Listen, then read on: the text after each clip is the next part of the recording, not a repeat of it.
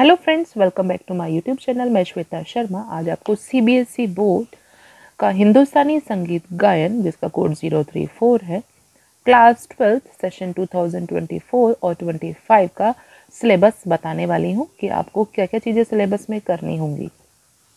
तो आइए स्टार्ट करते हैं यूनिट 1 से। यूनिट 1 में है आपकी ऑल डेफिनेशन, जितने भी परिभाषाएं हैं उसमें कौन कौन सी परिभाषाएं आपको करनी है वो है अलंकार, कर्ण, मीन, खटका, मुर्की, गमक, ग्राम, मूर्छना, आलाप और ताल।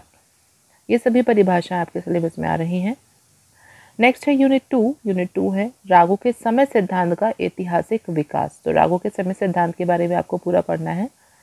यूनिट 3 में है आपके ग्रंथ।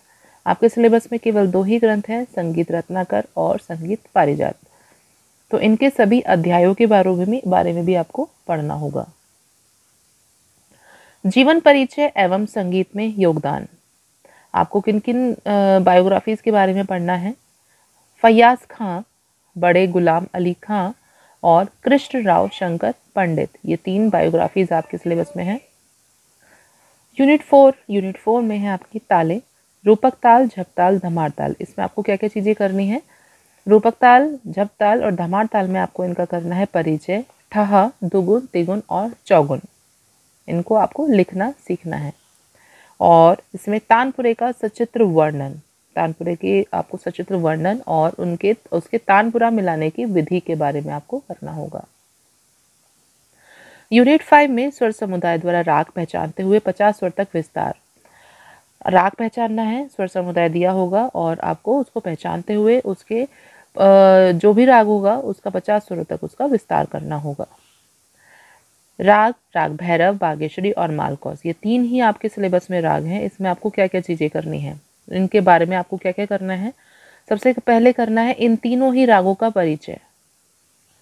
द्रुत ख्याल स्वरलिपि तीनों रागों में, इन तीनों ही रागों में आपको द्रुत ख्याल की स्वरलिपि करनी होगी, क्योंकि किसी भी राग का नाम मेंशन कर दिया जाएगा। द्रुत ख्याल अगर आपका चॉइस में आता है तो द्रुत ख्याल की स्वरलिपि लिखने में आपको पर्टिकुलर राग का नाम दिया जाएगा कि जैसे राग बागेश्वरी के द्रुत ख्याल की स्वरलिपि लिखिए या भैरव की द्रुत ख्याल की स्वरलिपि लिखिए, तो आपका पर्टिकुलर नाम दिया जाएगा।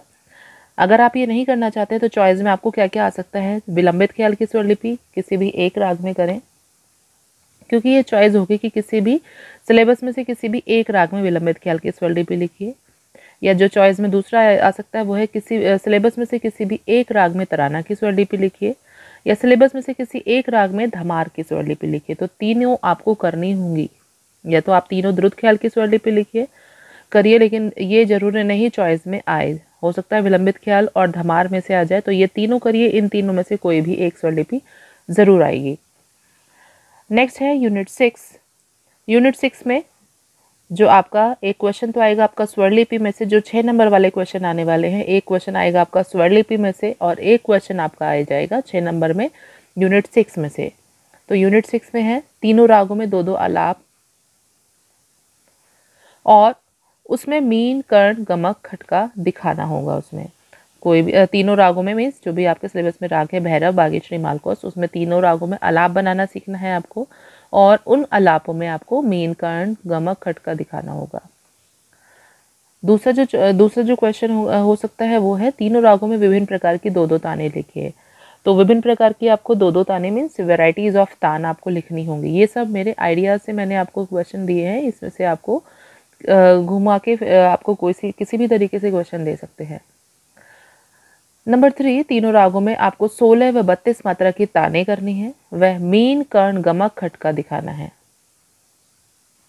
तो तीनों रागों में 16 व 32 मात्रा की ताने आपको सीखनी है और उसमें आपको मीन, कर्ण, गमक, खटका दिखाना है।